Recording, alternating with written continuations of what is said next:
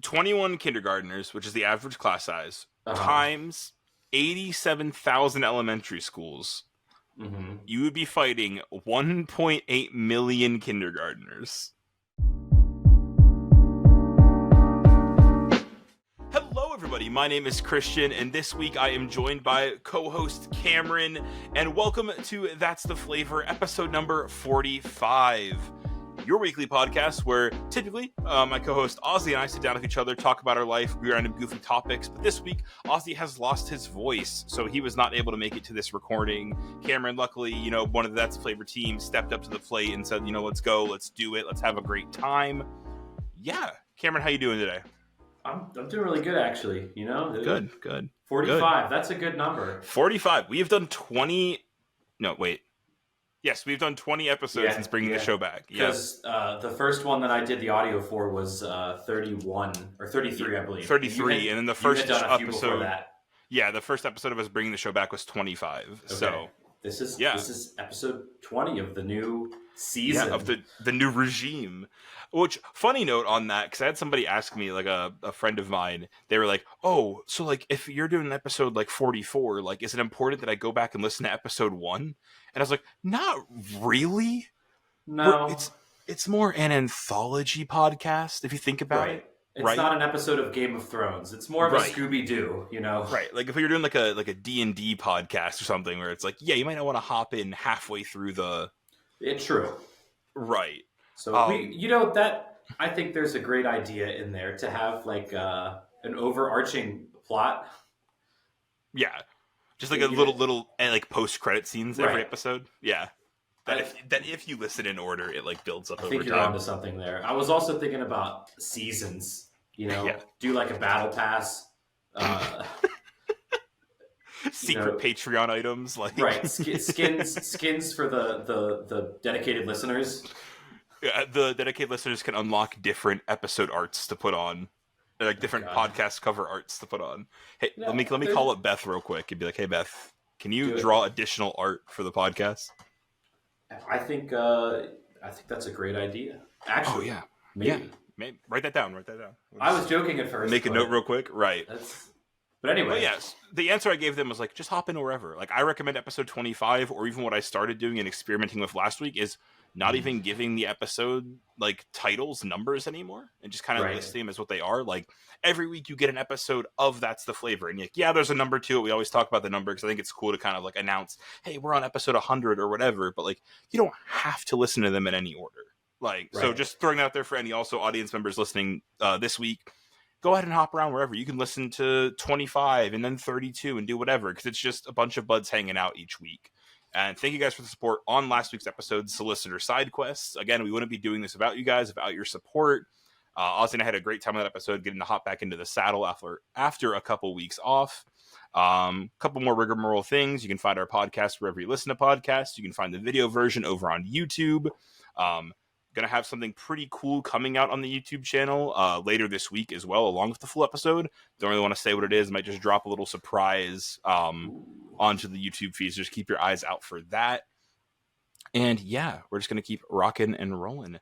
Cameron, I have a question for you. Wonderful question. I have an answer for you. Well, let's hear the question first before I make any promises. Yeah. So everybody knows the classic question, like how many kindergartners could you take on in a fight, right? I do.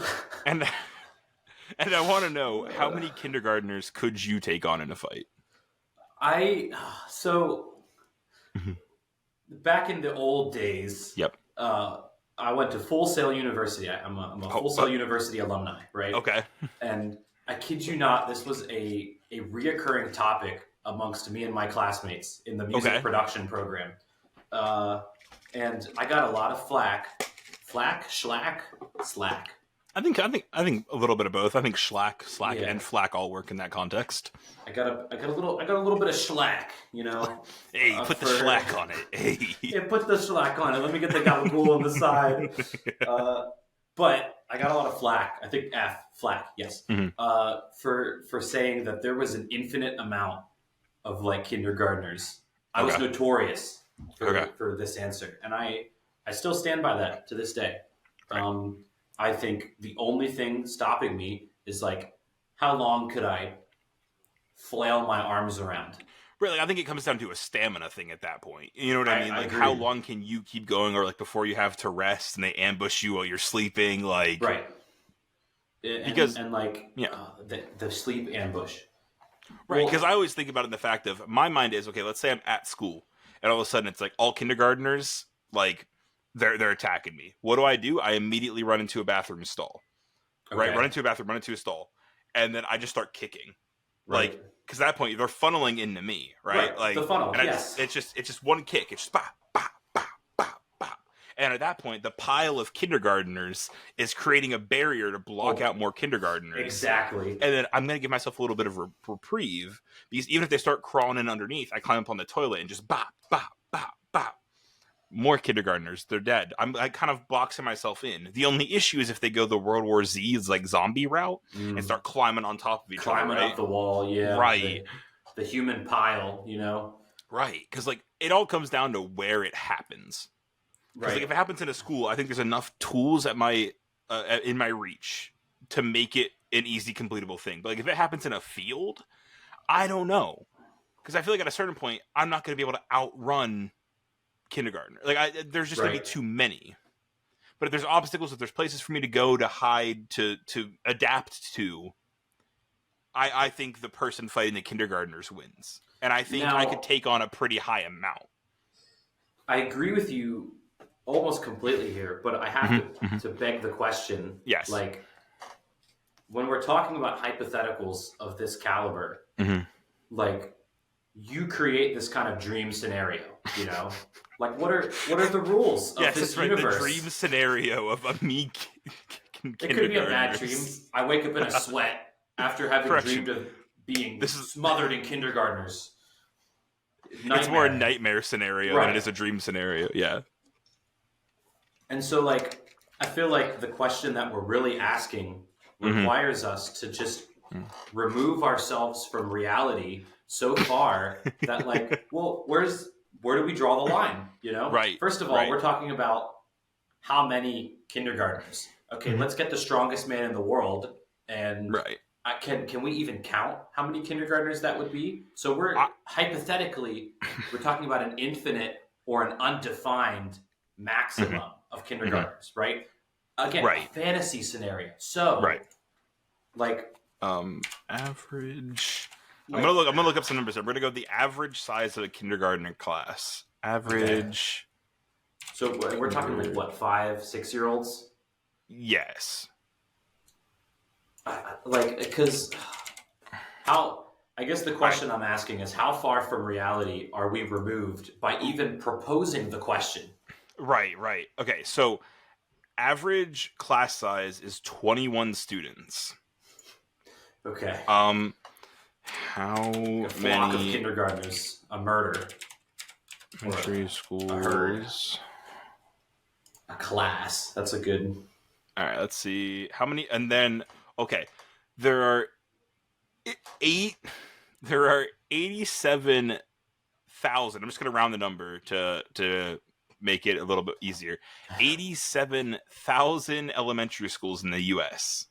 Oh God! So I'm gonna do some math. 21 times 87,000.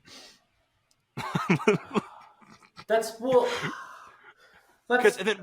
that's also still lowballing it, because like there also could be multiple classes of kindergartners in one elementary school. So we're still lowballing it here. Right. Oh, true. Well, can I win? Is the question. Can you win against 1.8 million kindergartners? Christian? Oh, we just had a connectivity issue. Oh no. You disappeared for a second. Okay, I'm back. I didn't go anywhere on my end. I'm sorry I scared you. Your audio is like cutting in and out. Oh no. Uh-oh.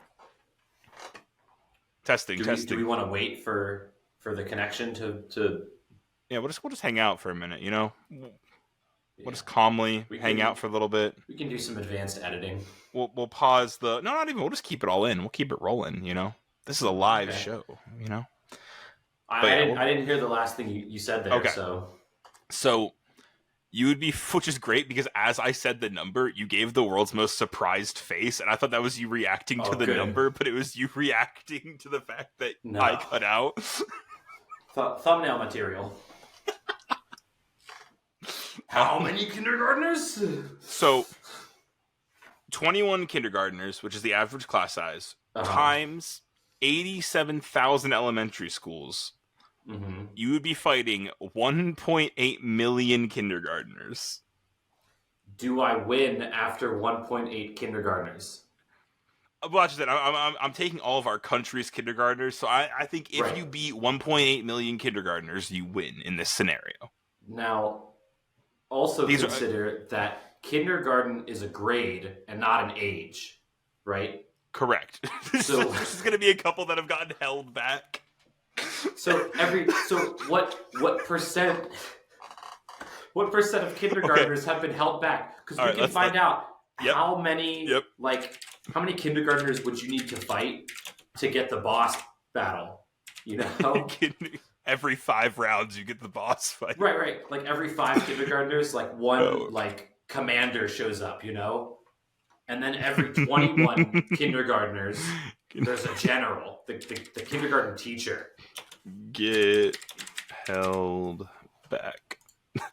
Okay. Oh, wow. So, roughly 10% of children in the United States are retained at least once between kindergarten and 8th grade. Okay. Can we break that down into 8 chunks? Like, what's that? Kindergarten through 8th grade, you said? So that's 9 actually. So kindergarten, first 9. grade. So what you're saying that 9 would get held back every year? Well, no, we can break the 10% down into. Oh, okay. Kindergarten through. Yeah. So we do like 1.5% of 1.8 million. Yeah, it's like 1.1, I think. Okay, 1.1% of 1.8 million. And again, I'm doing some rounding to keep the numbers at least more manageable, because like the actual number is like 1.827 million, but like the extra 27,000. Yeah, we're ballparking here, guys. We're ballparking the number of kindergartners that we could beat the shit out of simultaneously. Now, have you factored in their prep time? No, I have not yet. We haven't even gotten to prep time yet. So that you're looking at roughly 19,000 of your 1.8 million have been held back. 19,000. Yeah, only 19,000. 19,000 are like 7 or 8 year olds. You know, seriously, that's almost 10 years old. There's also probably we'll say 1% of that 19,000 that were held back 2 years. So you could have some 9-year-olds in there, dude. Like you got some tank units. Point 0 or like 0.1% of those kids, had their parents had an email sent to them that like we need to talk about special education. The ones that got held back are the ones that were like the ones fighting the other kindergartners in recess, like survival of the fittest. So now I would say their power level is twice as they have experience, and not just any experience. They have experience fighting other kindergartners. They know the strength of the average soldier around them. You're right. It's like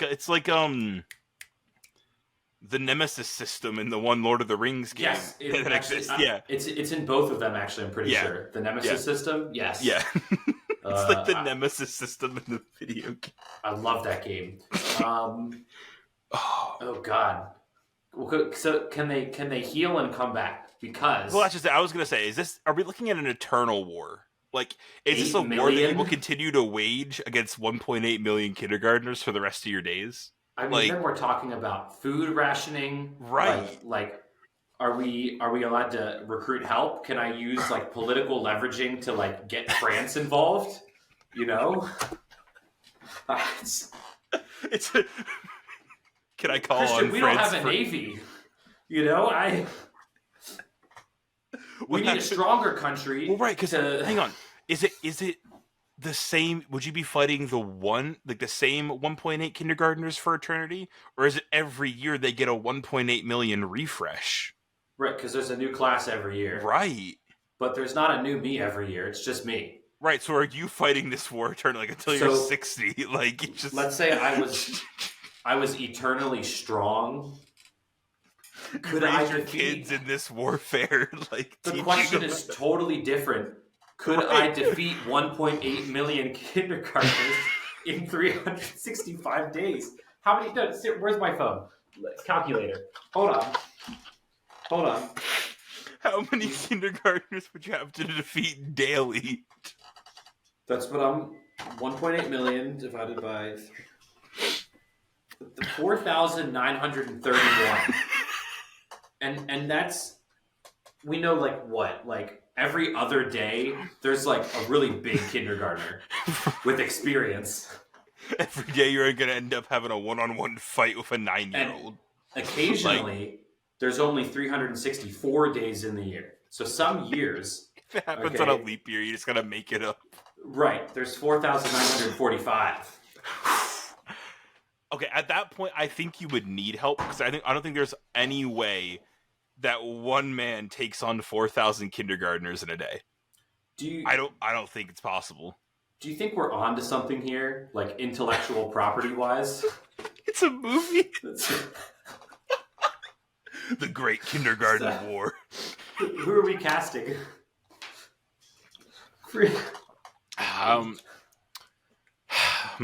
That's a great question. Nicole Kidman as the kindergartner.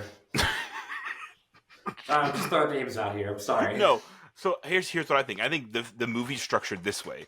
We have to find two actors that look alike, one younger, one older, and we follow the war throughout the different stages of the single character's life. Okay. So we need like almost like a Wyatt Russell and Kurt Russell scenario. Like, get like a father-son acting duo. Right. One to play the younger guy, one to play like the older guy. I like that. Maybe we can get some flashbacks to when the main character was a kindergartner. I blew my mind here. Hold on. No, that's a great idea. Okay. Right? We have the scenes cut back and forth between the father and the son actor, right? So, supposedly the same person throughout the years. Right. Or two different people fighting in the same war. We get through the whole movie, and there's a connection between, like, a scene earlier in the movie with the younger character, and one of the last scenes of the movie with the older character. The plot twist: they're the same person, and the war has been waging for tens of years. Right, you think it's just two perspectives of the same war, right? But it's the same person. And Disney, Fox, Warner Brothers, maybe just A24. Even give us like an indie. Ooh. Yeah. To make it, if you guys are out there want to make a movie about a man fighting kindergartners, waging a 30-year war. It's like, this is like a surrealist horror comedy, right? Because, like, how absurd is it that we're waging war against kindergartners, but it hits you like a bag of bricks when you realize the toll this war has taken on this man. It's getting emotional. And I feel like at a certain point, you're going to see this man be torn down. Because I wanted to say right before we switch to the movie aspect that you got to be allowed help, right? Because there's just no way that, like, so like maybe you see him lose these comrades over the years, right? The people he's relied on for help. You see his cry to France fail, right? They don't want to listen to him. They don't believe him. Right. He doesn't have the Navy. He never got that help. It's like, you just see this man get torn down. Yeah. The Scotsmen fighting in the 1700s.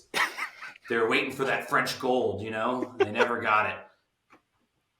I can't believe we've struck comedy horror movie gold. This is a new genre. This is a new level of surrealism. Have you ever seen Sorry to Bother You? No. No, I have not. I've seen like clips of it, but I haven't actually taken the time to watch it. It's surreal. Okay. But I feel like that's what we're aiming for. Is just like, if we don't acknowledge the absurdity of the situation that we've created, I think it could be an actual, like, effective plot line, and not just a silly movie about fighting children. Well, right, because there's that movie that exists out there, and it's like a straight comedy, but it's called like Cooties or whatever, and it's about like all the teachers like fighting like infected elementary school kids that are like staged as zombies, but like it's done almost like full comedy aspect. You know what I mean? Right. Like, but I feel like if you tinge on that horror a little bit, because absurdist, and that's always the gamble of absurdist media, right? Is like you're either gonna nail it or you don't, because if you don't do it perfect, you almost like you fail the concept. Well, it just ends up being silly, you know? Right. And it's like there's a place for silly, but you weren't aiming for silly as the director. Right. And so it's to like, see people view your movie as silly is kind of defeats the purpose. Right. Because like there's the absurdist play like Waiting for Godot. And like that is like an insanely goofy concept because it's just two dudes like waiting on a bus stop bench, like making conversation for the entire play. And it's like one of the great examples of that play working is like when Ian McKellen and Patrick Stewart were the people starring in that play, and it only worked because it's Patrick Stewart and Ian McKellen, like being able to pull off that. You have to have like the perfect combo of like the actors that understand what they're doing, the screenplay making sense, or like the play making sense, and then two intelligent people with charisma and with chemistry. You know? Right. There you go. The perfect formula, which is why I'd like to announce that Cameron and I are starring in this movie we just made up. The deal's actually been signed already. It's going to be coming to Netflix. I didn't know that, but yeah, you know, we're manifesting it into existence. You know, that's the shit we got to manifest. It's the same thing Ozzy and I did with McDonald's at the beginning of bringing the show back. We're like, we're going to have a deal with McDonald's in 2 years. Right. So we got to manifest the Netflix deal sometime. I'm not going to put a time frame on it because that feels like a little bit more large of a thing to put a time frame on, you know. But I feel like one of us on the That's the Flavor team is bound to break into their respective industry, and we'll definitely have some strings to pull, you know. Oh yeah, 100%. I'm one project away from winning a Grammy, you know. Yeah. And then Grammy winning producer Cameron Fritz is like calling you, Mr. McDonald's executive, looking to make a deal. We're just waiting for one domino to fall, you know? Right. No, everything else falls into place. Exactly. You know, I'm looking at the episode ideas that because there was the other question that I had for you, right? And I'm thinking about what I want to pivot to because the other question is very similar to this question. You know what I mean? Yeah. So I'm thinking here. Well, we're two creative dudes. Yeah. What do you got for me? Well, I'm thinking, hit me with this question, right? Okay. I think because very very similar vein, but who knows what's going to happen? Right. How many chickens would it take to kill a lion? Which I feel like the only pivot there is like now we're talking animals. We're not talking humans, right? Right. So like the brain patterns, the thinking process becomes a lot more animalistic than it does like the chickens.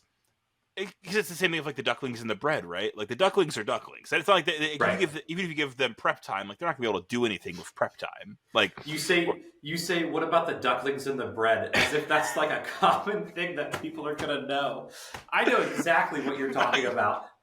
Look, if you want to know, go listen to the Great Duckling War episode of That's the Flavor from a couple years ago. And even I know Taste Buds, you guys have heard us talk about it multiple times on the show, but that's what topic Ozzy and I plan on remastering here sometime soon. It's part of the channel art, isn't it? Oh yeah, it's true. The bread and the ducklings are part of the podcast art. Yeah, that's part of our that's the flavor lore. And then there's an Ubi and me falling into a recycling bin. So I remember this. I do. Yeah. So but again, from an animalistic standpoint, it comes down to do you think is there even the possibility that the lion can be defeated by a number of chickens? Like, are we talking about both the lion and the chickens are in their prime? Yes. They are the most capable, like Ben 10 style. The Omnitrix turns you into the prime alien, right? Like this is the best lion, and this is like the top 1,000 best chickens ever, right? Okay. Because I think that's interesting. Because I think, again, I think it comes down to a stamina thing, right? What are the qualities of the best lion? What can the best lion do? I think he can jump real high. Okay, I agree. I think he can run real fast. Uh-huh. I think he can do things that a predator can do. I love you talking about him like he's a real person. Also, hang on, so I don't know why this image popped in my head, but because we're talking like lions and chicken, but my image is now currently it's the lion from the Wizard of Oz versus the chicken puppets from the Muppets. Oh God, that's where my brain has gone for mental images for this discussion. Do you think that's the best lion, and those are the best chickens? I don't think so at all. Okay. I don't think either of those.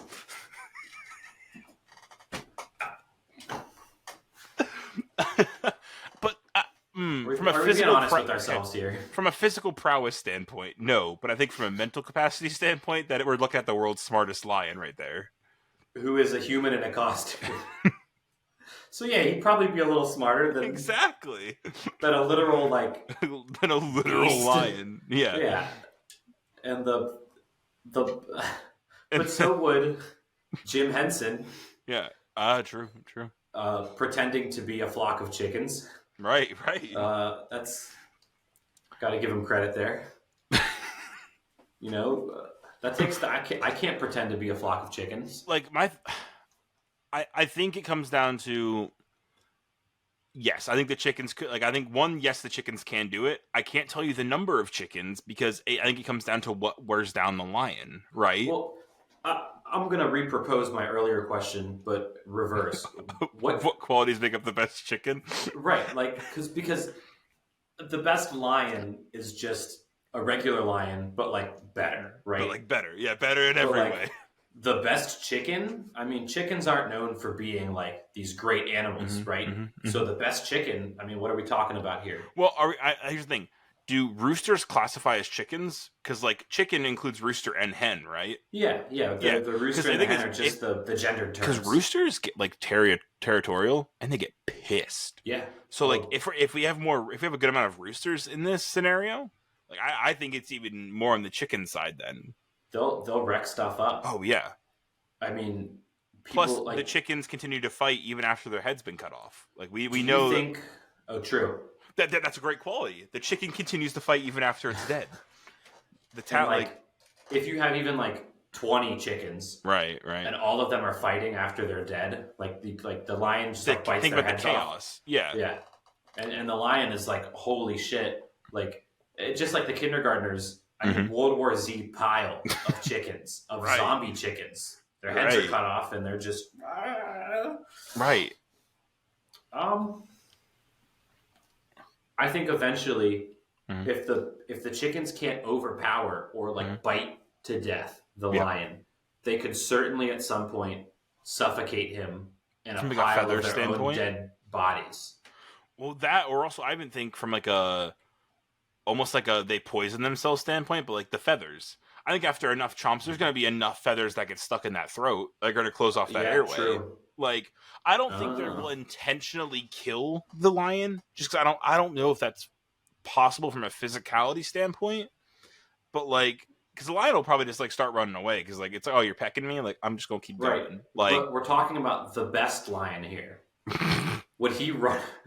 We're talking about the lion from the MGM intro movie screen. Oh, true. A really good lion. Yeah, that's a good lion. Would he run away from a fight? I don't think he would. You're right. You're right. You make a good point. I think he would stay and fight. I think he would stay and fight, and I think at that point he's going to die from either suffocation from a pile of chickens or feather suffocation. Do you think, the brain capacity of a mammal? You know how we don't and I know this isn't technically true, but you don't use the full capacity of your brain. Right. The best lion, they got big heads. They could fit a human-sized brain in there, right? Right. Don't you think he could ponder and philosophize and this lion is the best lion, has unlocked the ability to access think parts of his brain. Right. Yeah. And what's the word for it? He can perceive his own existence, right? Huh. Couldn't he like pick up a rock or something? Or like Learns to use weapons. Right. Start like doing stuff that lions aren't supposed to do. You're right. He's if this is the prime lion, then yes. The prime lion. Yeah. That's the name of my band. Prime Lion. Prime Lion. Quick trademark. The name of my band's That's the Flavor. True. Because we're a band of buds. You know. It's actually dudes only dudes. Well, yeah, that's true. That's the other band name. Yeah. True. Yeah. There can be multiple bands. No, only one band. So we're gonna have to fight for the prime band. But I don't know. I think the best lion could do a lot of stuff that like could really mess things up. Right. You know, like maneuver in ways that regular lions couldn't. The issue is we're then talking like the prime chicken. And so they're then going to unlock parts of their brain and gain some kind of sentience. How large can the brain get, though, in a chicken's head? Or does the breast chicken have like a huge head? It's like a Mega Mind chicken. Right. Or like, is that a quality of the chicken that makes it better? Right. Yeah, that's fair. Or is it a detriment at that point? I want to look something up here real quick. Okay. And this is going to be a really silly Google search. Hold with me here.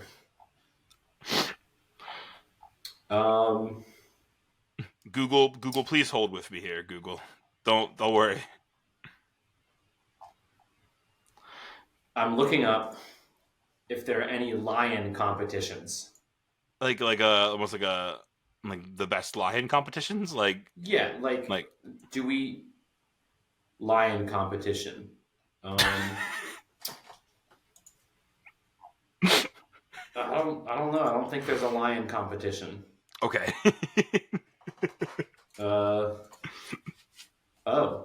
Bay Area woman wins global lion dance competition. What? Okay. Like, is that like a dancing with a lion competition, or? Oh, that's a real lion, I think. Oh. I don't know if I can like show. Hey, let's turn see. my volume down here, and we're gonna watch a video on. I'm like scrolling through if I can see a picture here. All right, so I've been tricked by the thumbnail. It's a fake line. Oh. So this was a bust.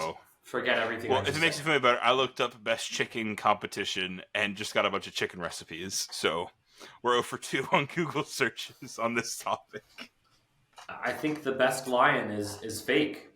He's a costume. And I think the best chicken is served with mashed potatoes and carrots. Ooh. Oh, you're a carrots guy? As a vegetable? We just had chicken and carrots the other night, so that's what I was thinking of. Okay. I prefer asparagus with my chicken. Okay. What's your go-to like vegetable side, or does it depend on what you're having? Like, is it like, or do you have like a go-to no matter what? I do like asparagus, like just by itself as a side. Okay. I could eat raw celery all day though. And honestly, like top 10 list. Number 1 is garlic. Couldn't eat it by itself, but yeah. But without garlic, like we would not have like it's just so much flavor. Like it's in everything. I mean, there's even people out there that like make like I'm not sure if you've had it, or I know I haven't made it, but like garlic soup where it's like it is just straight like garlic. It's good. It's really good. Yeah. Onions number 2. Yeah.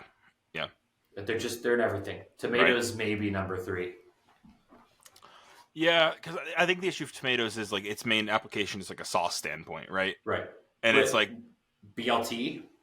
It's true. You know, it's true. Or like fried green tomatoes, or like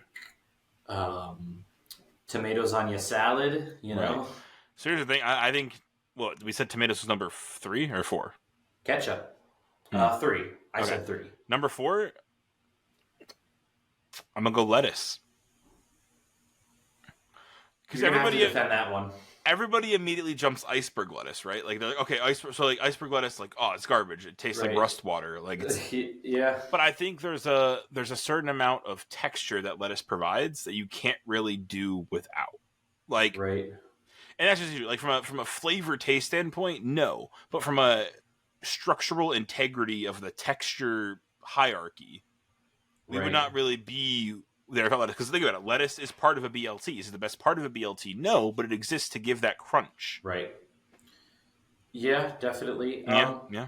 I would agree with you, or I would like romaine lettuce. Right, because you throw in romaine, you got like butterball. You got Yeah. So but I think if we're really gonna like battle of the greens here, cabbage. Ooh, okay. And I think that's just me as someone that appreciates like older, like ancient dishes of food. Right. I mean, the English have been eating, cabbage and potatoes for decades. Classic meal. God, I don't know what I'd do without cabbage and sausage and tomatoes. And potatoes, sorry. Dude, cabbage, sausage, and potatoes is delicious. I know, right? That's a delicious meal. You barely need any like seasoning or like extra things. No, it's just so good. Like, do you know how well seasoned like sausage is? Yeah. Yeah, true. Yeah. And like cabbage is so like sweet. I don't think people know that. Yeah. If they don't eat raw, if you eat raw cabbage, it's sweet. It's like it's like candy. Yeah. I'm willing to put lettuce lower down on the list because like for cabbage, but also just because I think like lettuce doesn't rank high in a taste standpoint, but I still think it deserves some spot on this list just from a integral vegetable standpoint. But I say the same thing about like garlic. I think the usefulness of garlic in everything qualifies it to be number one. Sure. So, and not that because I don't agree with you about number 4 for lettuce. Sure. I'm just saying, don't give up on what you believe in so quickly. I'm not agreeing with your decision, but I'm telling you to not give up on your decision. Right. You agreed with me too quickly there. It's if you believe lettuce is number 4, I want you to fight for it. Well, because honestly, here's the thing, I'm not a big cabbage guy. Like, okay. Seldom few dishes I have it in. Like cabbage, sausage, potatoes is one. It's true. And I can't tell you other dishes I have that have cabbage in them. Hogma. No, absolutely not. You had hogma before? No. Oh. Never. It's in a pig stomach.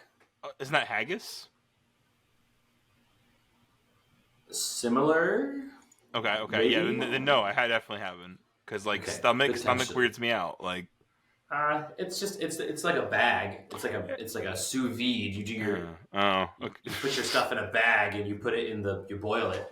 Okay. That's what the pig stomach is. Oh. It's like a bag and you do it sous vide. I don't know. No, I mean that's fair. What's I gonna? Oh no, I had a point. It's like I think about pig stomach the way I think about like scrapple. Mm-hmm. Because like scrapple also gross. Are you not a scrapple guy? I'm not a scrapple guy. Scrapple's Christian, gross. Were you born in Pennsylvania? Yes. Were you born in our hometown? Yes, I have not. Yeah, I've been here my entire life. And you don't like scrapple? No. Wow. Yeah. I'm a little shocked by that. I honestly, you're not the only one. I think like from a concept standpoint, like scrapple as a concept is gross. Like again, like there's enough food. There's enough foods out there that like just conceptually are gross concepts. It might taste great, might be perfectly fine, or they might be like traditional foods that people have eaten for generations. But like, you can't tell me they're not gross concepts. Is my thing.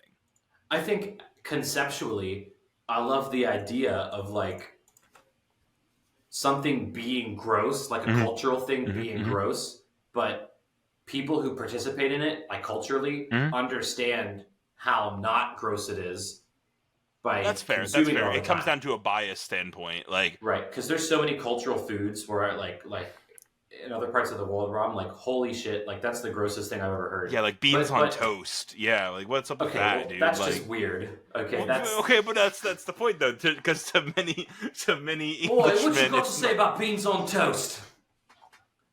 Boy, wipe that grin off your face, innit? That or the fact where it's like beans are just like a part of like an English breakfast, and that always throws me off because it's like, oh, here's my English breakfast. It's like beans are there. It's like I don't think beans belong on a plate. Like, it sounds like you haven't had beans for breakfast before, because no. I would have agreed with you like a couple of years ago. Beans for breakfast goes hard. Okay. Like baked beans for breakfast. Okay. With like eggs and sausage. Right. Holy crap! I get it. On toast, I'm out. You know. That's fair. No, that's a fair point. I understand. But beans on toast, and we'll agree on that united front. We'll create our united beans on toast front. Shake on it. Wait, hang on. Yeah, wait. The video's mirrored, so it's never going to be a proper handshake, no matter. Okay. Well, let's. Wait, hang on. Wait. No, yeah, you go out. No, you go outside. Oh. And so no matter which way we cross. Right. Okay. For you audio listeners at home, Cameron and I just shook on our united front. We're not gonna budge. Beans on toast. Beans on toast, absolutely not. I want to finish, for the sake of my ADHD brain. I want to finish the tier list real quick. Oh, okay, yeah. I know we're not doing like an official one, but like no. Yeah, the official tier list was 2 episodes ago when I ranked potatoes alone for 40 minutes. So we're almost repeating some content here, but no, because this is such an important. It's true. Yeah. Well, okay, that begs. So we said what? Garlic, onions, tomatoes. Here's the thing. I'm going to pause you. I think this is where it gets a little messy because I'm going to throw potatoes into the mix. Yeah, and that's what I was about to ask. I think our top 3 are locked in. Okay. Like I don't think those are budging.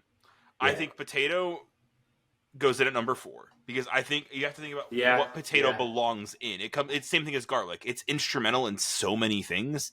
Hell, it got the Irish through like so many hard times. Like I think to undercut the potato's history, can't forget the hard times that the potato got the Irish through.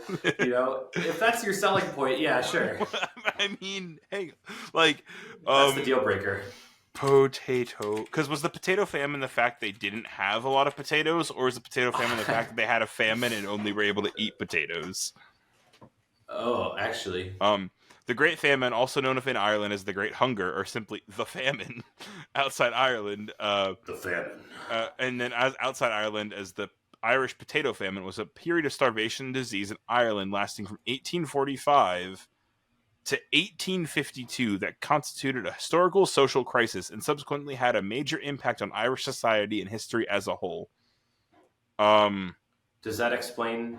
No, it does not. That was just Oh yeah, so the approximate cause of the famine was the infection of potato crops by blight. Right. Blight, of course, just being an infection, not the magical D&D spell that does necrotic damage. Right. The stuff from Interstellar. Yeah. The Irish actually built spaceships to the Irish, they don't tell you this. Really quick tangent. Yeah. Hit me. Have you read the script for Interstellar? No, should I? Yes. Okay. Like an early draft of it? No, I haven't. The one by Jonathan, because Jonathan Nolan wrote the script, right? Yes. As he does for a lot of Christopher Nolan films. Mm-hmm. It's nothing like the movie. Interesting. It's wild. I'll have to read it. Now I'm intrigued because Interstellar itself as the movie is like chef's kiss. Yeah. Like, they only go to the one planet, the ice planet. Mm-hmm. And like the Russian and the Chinese have already been there.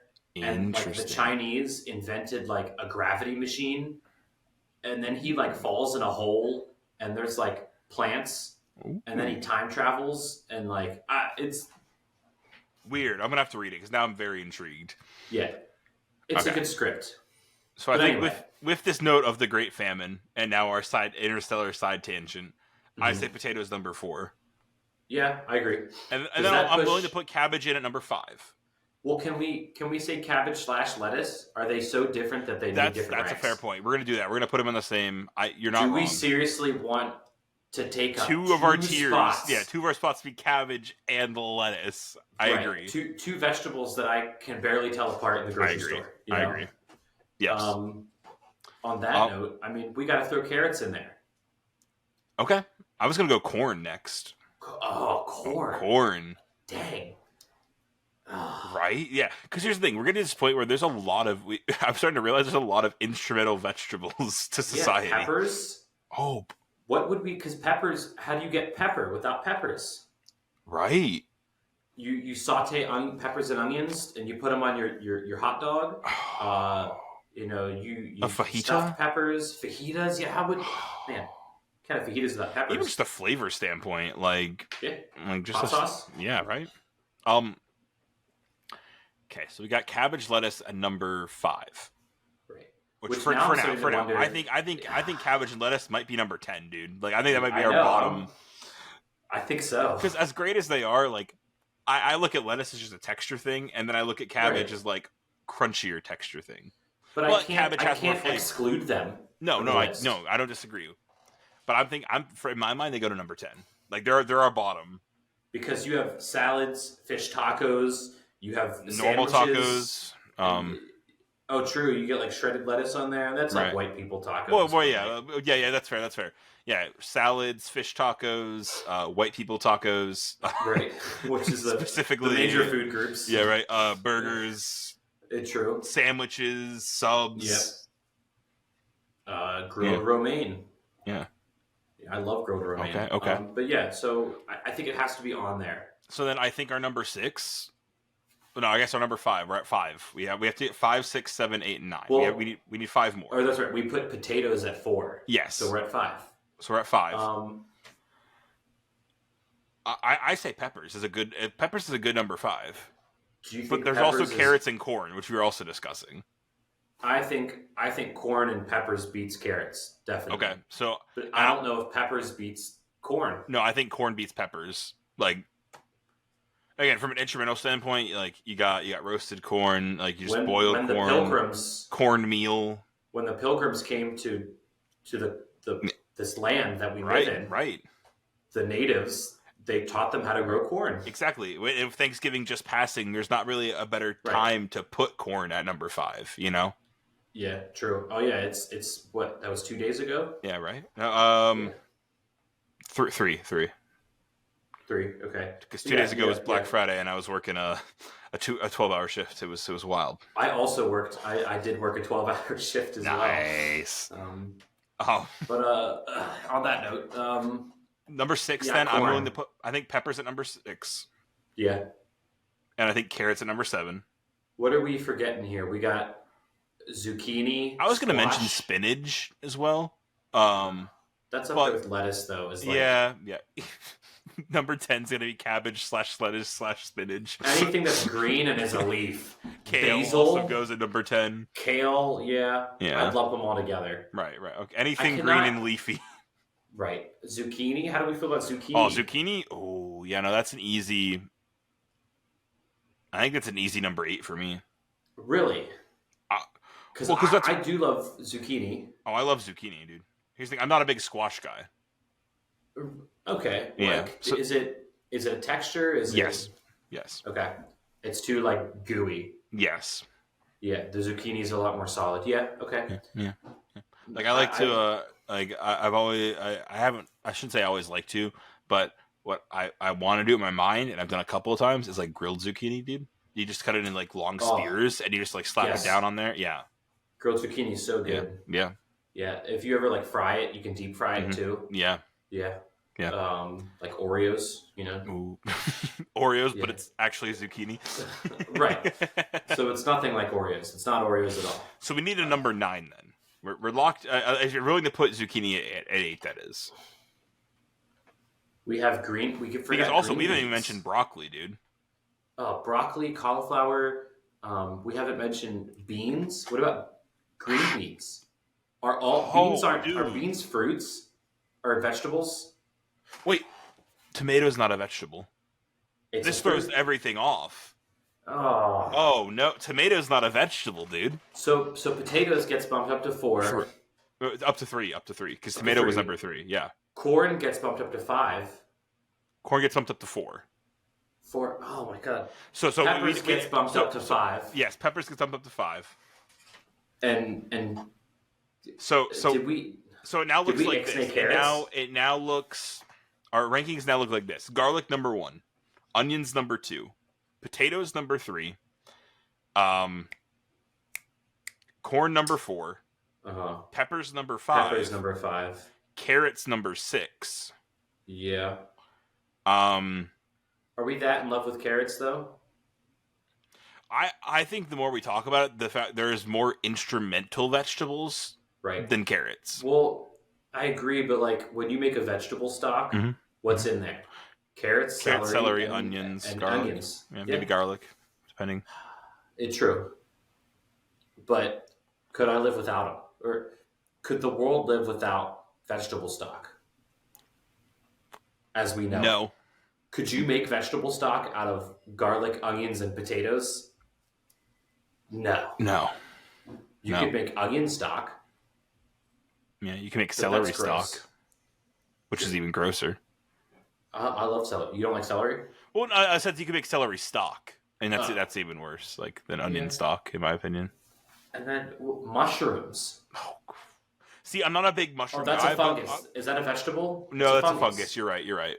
Okay. But even on the topic of mushrooms, I'm not a big mushroom guy, but I understand their importance in the world. So, there's that. So, are beans a fruit? To the internet. Because, green beans are,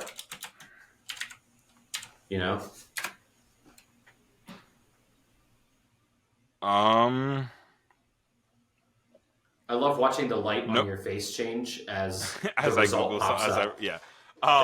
Nope, they are not. They're technically in their own plant food group known as legumes. Oh, the legumes. Yeah, the legumes. Yeah, and that's that's all beans. Oh, so even green beans?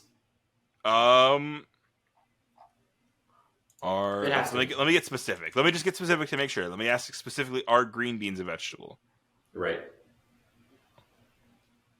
Yeah, because they're a string bean. So yes, they still count in there. Okay, but the bean inside is not a vegetable, or no? So the green bean itself counts as a string bean, which still counts as a type of legume or legume. Okay, so we're not including legumes. Correct.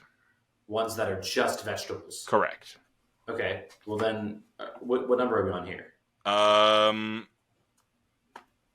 Let's see. Are we taking carrots off the list? What else are we using them in, other than vegetable broth? A good roast. Yeah, I know. You eat them by yourself. Right. But I mean, we're up against vegetables that are in hundreds of recipes. Big vegetable. Right. Big vegetable doesn't want you to eat your carrots. Right. Let's put carrots off to the side right now. Okay, we'll come back to it. Yeah. So then we're stuck. We're with peppers at number 5, and that leaves number 6 open. Which I think zucchini. I think we bumped zucchini up to 6. Yeah, I would.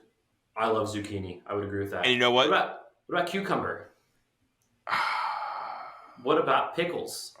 Are pickles a vegetable? Still technically. The pickles come from cucumbers. So that's true. That's true. Pickles are pickled cucumbers. Pickles are instrumental, I think, in vegetable life. Again, I'm not a big pickle guy.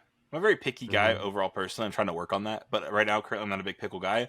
Understand their importance in a lot of things. The same thing as like a pepper scenario or an onion scenario. They're integral in a lot of things. Burgers, hot dogs, a good chicken sandwich every now and then. Relish from. Oh, true. Yeah. Chicken sandwiches should come with pickles. So I think pickles have to go 7. But because we've now put pickles on the list, I'm going to... Pickles aren't a vegetable. Cucumber is a vegetable. Okay, then cucumbers, because also cucumbers are integral in like salads. Oh, true, and spa treatment. Yeah, Yeah. So then cucumbers at 7. I'm gonna throw in broccoli at 8.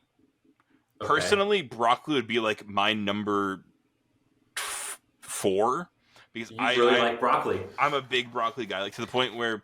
Let's say I get home from work or so forth. Like I'll pop a whole bag of like steamable broccoli in the microwave, and I'll just eat that entire bag. Just eat that entire bag. Yeah. So to get them somewhere on the list, I'm gonna put them at number 8, and I'm not gonna. That'll be one that I will not budge on. You won't budge on it. Okay. I mean, I might budge on it depending on what argument you throw my way. But I'm also. I was gonna say I'll accept for now, but as someone who taught me a couple minutes ago to not budge on my stances and to stay strong. I've done more damage than I intended to. The old reversal. I might have screwed myself over here. I've created a monster. Because what other vegetable do you want to throw in the ring? Because we're dealing with 2 spots here left. So either broccoli goes like 9 or it goes 8. But it's got to be somewhere on the list for me. I'll keep it at 8 because if we both like broccoli more than carrots, I don't see the need to put carrots above broccoli. Yeah, and I think carrots like inside at more. 9. Is that what you're saying? Broccoli more? Yeah. Maybe. I feel like we're missing vegetables here. I mean, we got our corn. We got our... How do you feel about asparagus? See, I'm not an asparagus guy. And I will argue that I don't think it's an integral vegetable. I think it is more of a side dish vegetable. I agree. I love asparagus. It would be in my top 10. Sure. Right. I totally agree with you. Overall ranking, I'm thinking not on the list at all. I think asparagus would be like a hard 11, maybe. Like if we were going deeper in the list, but that's neither here nor there. It's a good side dish. Yeah. So to round off our list here, as we get to closing off this episode, right? Let's lay out the list one final time and kind of agree on it. See if there's any last minute changes we want to make. Number 1, garlic. Number 2, onion. Number 3, potato. Number 4, corn. Mm-hmm. Number 5, peppers. Number 6, oh god, I should have written this down. I knew it was going to happen. No, number 6, this zucchini. List is absurd. Zucchini. Okay. Number 7, cucumber. Yes. Number 8, broccoli. Number 9, carrots. Number 10, all leafy green things. But specifically lettuce and cabbage and kale. Yeah, and kale. And basil, I guess. And spinach and all those things. Yeah. Okay. Are we comfortable with that list for now? We can always revisit it down the line, but for now we're gonna lock this in as our top 10 vegetable list. I think it's a good list. I think it's a good list. I can't even think of anything that we're missing out that we didn't already discuss. Correct. And I think worst case scenario, we talked about the legumes, we talked about the asparagus, we talked about squash. I think those things are okay to not make the list. And I think worst case scenario, we get flamed in the comments and we revisit it at a later date, you know? Right. Because we can always there's always room to come back and do a vegetable tier list redux. Like a legitimate tier list. Like you guys did the potato tier. You did an actual tier list. Yes. For that. I'm sure... Because that also leaves room. I mean, 10 spots. There's more than 10 spots on a tier list. Yeah. You know, so I mean, tier list is just like give me all the options of vegetables that exist and rank them. So like kale and like arugula can have their own spots on the list. Right. And that's lettuce and cabbage can be their own entities. Yeah, exactly. Yeah. As they should be. Right. As they should be, but. For our top 10, why we included them where we did. And on that note, it's time to bring this episode of That's the Flavor to a close. Thank you guys for joining us this week for episode 45.